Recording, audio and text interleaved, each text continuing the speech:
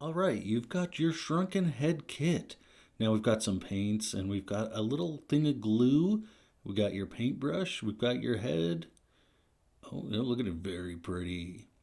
So first thing you're going to do is you are going to open up your lightest paint. All right, this is a light brown, like tan. So I use it as a base coat, and usually I just paint the whole thing, give it a good coat. Sometimes I do two coats just to make it a really good base coat. Now, these painting instructions are not like you do not have to follow these. It's art. You paint the head how you want. You could paint it purple, you could paint it red, you could paint it any color you want. This is just a general idea of, what I do when I'm making these and how I paint them. This gives it a semi realistic look. And, you can spend as much time as you want on the details. I could paint these for hours. They're a whole lot of fun. So, as you can see, I'm getting into all the little cracks and crevices. A lot of times I like to just kind of put my finger inside of it like that and just move it around. It's a little bit easier. You can also use the base too. And at some points, I do like to put it on the base, like right here. I like to set it on the base and do a lot of the little bottom touch ups and some of the spots that I missed and just kind of go over it again. This way I'm not touching it while I do it.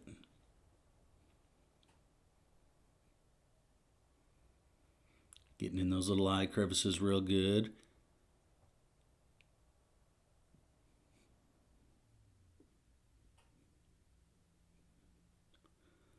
And then, in between layers too, I do like to wash my brush and then I let it dry for about a good 10 minutes between coats just to make sure. Oh, and now I'm going to the next darker tone of paint.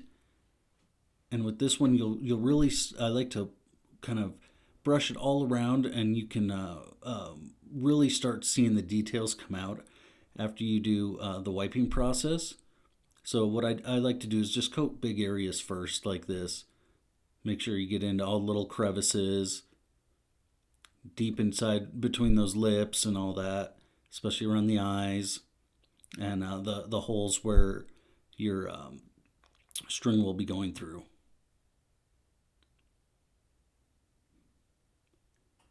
And here I do the little wiping technique.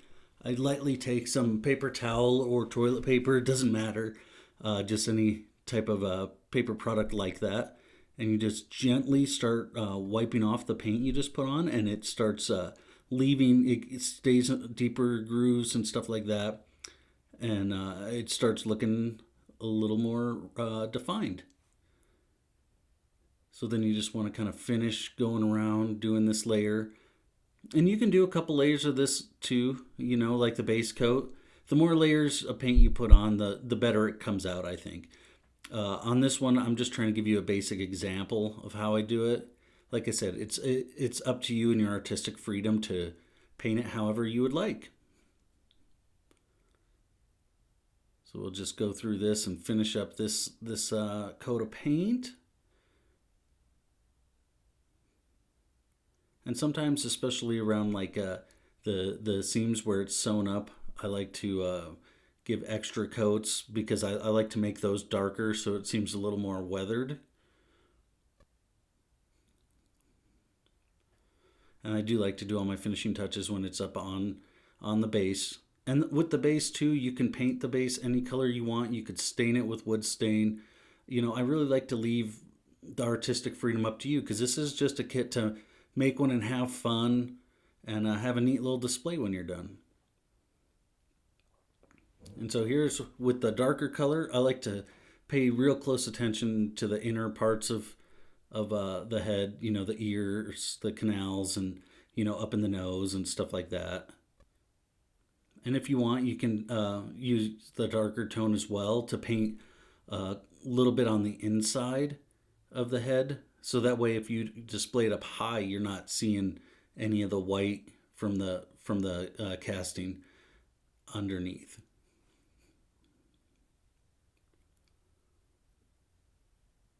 As you can see, the definition of the features definitely shows a lot more, the little wrinkles and everything in the face, and it gives it a really neat like weathered texture. You know, it looks like a head you would find that's been stored in someone's garage for, the last 50 years.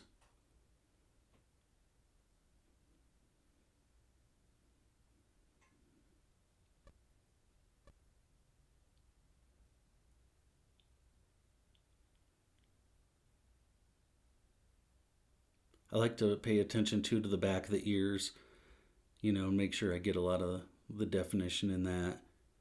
As you can see, there's a lot of the definition and little, marks that you didn't see are really starting to pop out. Like I said, on the back of the head, I really like to hit that seam with a lot of darker tones, just because I think it's a cool seam. And these are custom made.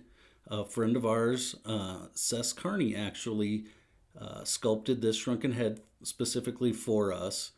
And so we cast every one of these by hand. Every one is a little bit different. No two are ever going to be the same. And that's the way it should be with art. So now I've got them dried. Like I said, once again, let them dry really well, especially before this part. So there is a little tub of glue. So I just take some water. It doesn't have to be distilled water, any type of water. And I fill that little thing up with the water, and then I mix it up really well. This creates kind of like a Mod Podge, and it's basically a clear coat. So once you have it really good and mixed up, make sure it's not lumpy at all, and then you can paint your head, and this will basically seal in all your colors. And you really want to let it dry, because if you don't, you are going to get your colors, running off, and they can wipe off at this point if you're not being careful.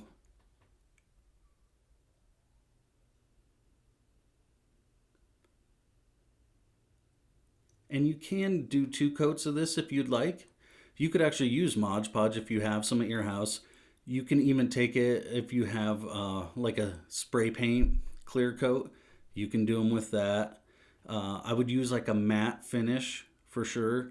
If you use a gloss finish, it's going to look a little different, So at this point, you take your twine, and you want to cut it into about 3-inch pieces. You can even do 2-inch pieces will work.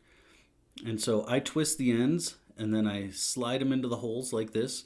And there's other ways you could crisscross these if you would like, and do some other patterns. This is just a basic guide. So sometimes these can be a little bit of a pain when you're getting them in. So I will occasionally take like a small piece of wire or a toothpick or something and help poke them down in there. And then when you're done, it can look like this.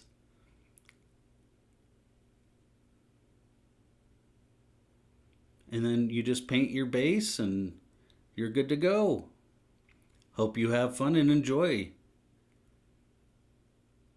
Arr. Mwah, mwah.